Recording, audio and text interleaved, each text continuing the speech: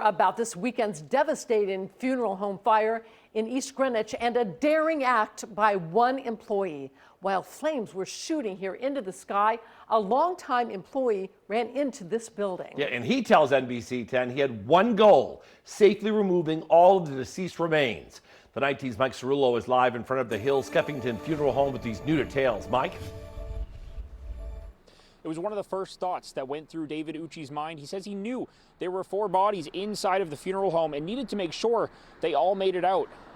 Working fire, second floor. I was just in shock. I couldn't believe it. Employee David Ucci watched in horror Sunday morning. And the flames were probably shooting 50 feet in the air. A massive scene on Main Street, firefighters attacking those flames. Ucci knew 4 bodies awaiting services were inside, their loved ones grieving. They're entrusting their loved one to our care. That's our responsibility until the funeral or designated services are completely done. So at that point, that's our responsibility. I'm responsible for those individuals. Ucci jumped into action, getting clearance from first responders to go in. We talked and agreed, like, we get them out of there. Quickly coming up with a game plan. He says the fire was mostly contained to one area away from the bodies. And I just kind of ran ahead. I knew where I was going. Off the garage, probably maybe 15 to 20 feet, were a set of double doors. Behind those doors was the crematory and in the embalming prep rooms. That's where these individuals were.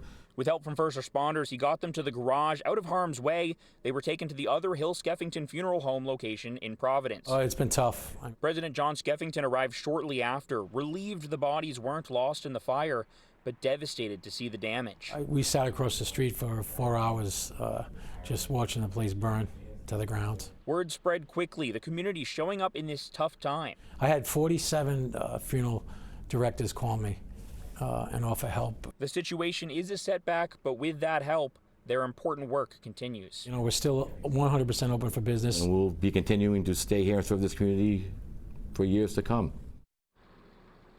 Investigators have ruled the fire accidental. They say it seems to have started in a fireplace before spreading to the roof.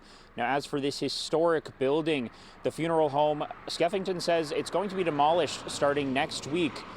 Live in East Greenwich, Mike Cerullo, NBC 10 News, Night Team.